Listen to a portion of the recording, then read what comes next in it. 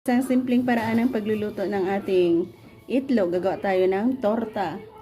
So yan, meron tayong preskang talong. Ilaga natin hanggang sa maluto.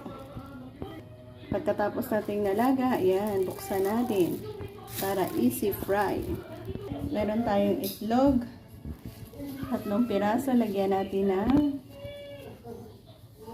harina. Yan, sapat harina.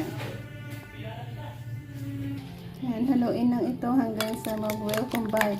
Dip in dito ang talong natin isa-isa at iprito.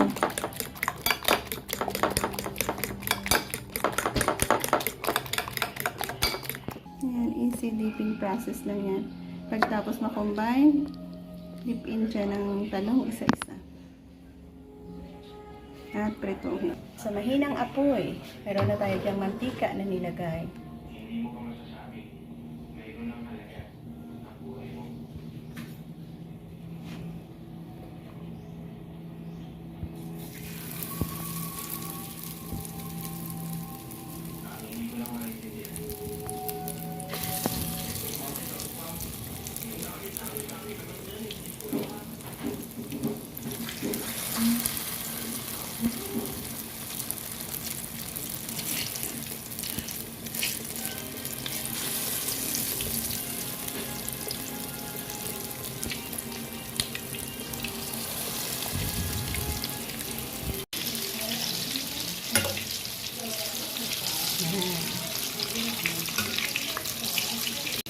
At atin na nga magkabilaan yan hanggang sa crispy fry talong.